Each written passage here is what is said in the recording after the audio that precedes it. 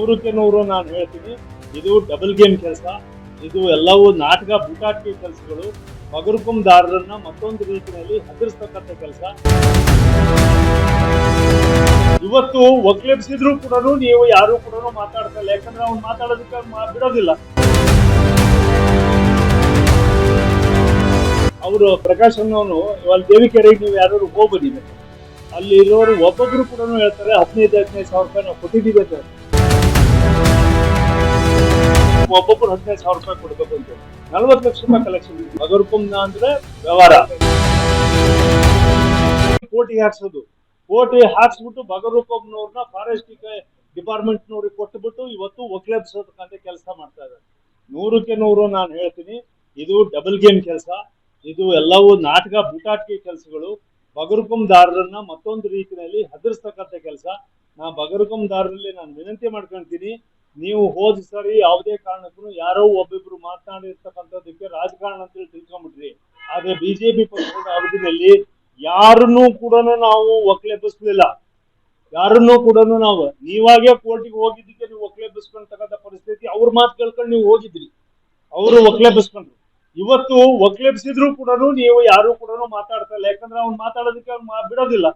ಬಿಡ್ತಾನ ಒಂದಿಷ್ಟು ಜನ ಏಜೆಂಟ್ಗಳನ್ನ ಬಿಟ್ಬಿಟ್ಟು ಎಲ್ಲಾದ್ರೂ ಕೂಡ ಇವತ್ತು ಮಾತಾಡಿ ಎಲ್ಲದನ್ನು ನಿಮ್ದು ಎಲ್ಲದನ್ನು ಇದು ಮಾಡ್ತೀನಿ ಅಂತ ಹೇಳ್ಬಿಟ್ಟು ಇವತ್ತು ಒಬ್ಬೊಬ್ಬರಿಂದ ತಗೊಂಡು ವಸೂಲಿ ಮಾಡ್ತಕ್ಕಂಥ ಕೆಲಸ ಮಾಡ್ತಾ ಇದಾರೆ. ಹಾಗಾಗಿ ಇವತ್ತು ಯಾರು ಬಗರ್ಹುಕುಂದಾರರು ಇವತ್ತು ಒಕ್ಲೆಬ್ಸಿದ್ರು ಕೂಡ ನಿಮಗೆ ಇನ್ನೂ ಕೂಡ ನಿಮಗೆ ಸರ್ಕಾರ ನಿಮ್ ಪರವಾಗಿದೆ. ಸರ್ಕಾರ ಕೋರ್ಟ್ ಆರ್ಡರ್ ಮಾಡಿಸ್ಬಿಟ್ಟು ಒಕ್ಲೆಬ್ಸ್ಬಿಟ್ಟು ಎಲ್ಲದನ್ನು ಎವಿಕ್ಷನ್ಸ್ ಆರ್ಡರ್ ಮಾಡಿಸಿದ್ದಾರೆ. ಎವಿಕ್ಷನ್ಸ್ ಆರ್ಡರ್ ಮಾಡಿಸಿದ್ಮೇಲೆ ನಿಮಗೆ ಸರ್ಕಾರ ಬಂದಿರ್ತದ. ಸೊ ಇವತ್ತು ಕೂಡ ಬಗರ್ಹುಕುಂದಾರರಿಗೆ ಹಾಗೆ ಹಿಂದಿನ 53 ಹಾಕೊಂಡವ್ರಿಗೆ 57 ಇದ್ದವರಿಗೆ ಸರ್ಕಾರ ಬಿಜೆಪಿ ಸರ್ಕಾರ ಇದ್ದಾಗ ನಾವು ಯಾವುದೇ ಕಾರಣಕ್ಕೂ ಕೂಡ ಒಕ್ಲೆಬ್ಸೋದಿಲ್ಲ ಅಂತ ನಮ್ಮ ಸರ್ಕಾರ 100ಕ್ಕೆ 100 ಬಂದೇ ಬರ್ತದೆ. ಬಗರ್ಹುಕುಂದಾರರು ಯಾರೂ ಕೂಡ ಇದಕ್ಕೆ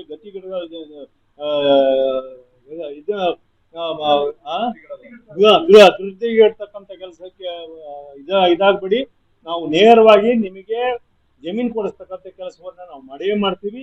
ಇಲ್ಲ ನಿನ್ನೆ ಹೋದಾಗ ಹೇಳಿದ್ರು, ಇಲ್ಲಿ ದೇವಿಕೆರೆಯಲ್ಲಿ ಎಲ್ಲರಿಗೂ ಕೂಡ ನಿಮಗೆ ಇದನ್ನ ಎಂಥದ್ದು ಮನೆಗಳಿಗೆ ನಿಮ್ಗೆಲ್ಲ ಇದು ಮಾಡಿಸ್ತೀನಿ ಅಂತ ಹೇಳಿ ಅವ್ರ ಹೆಸರನ್ನು ಹೇಳಿದ್ರು. ಅಲ್ಲಿ ಮುಖಂಡರ ಹೆಸರು ಅಂತ ಪ್ರಕಾಶ್ ಅನ್ನೋನು ಇವಾಗ ದೇವಿಕೆರೆಗೆ ನೀವು ಯಾರು ಹೋಗ್ಬನ್ನಿ, ಅಲ್ಲಿ ಇರೋರು ಒಬ್ಬೊಬ್ರು ಕೂಡ ಹೇಳ್ತಾರೆ 15,000 ರೂಪಾಯಿ ನಾವು ಕೊಟ್ಟಿದ್ದೀವಿ ಅಂತ.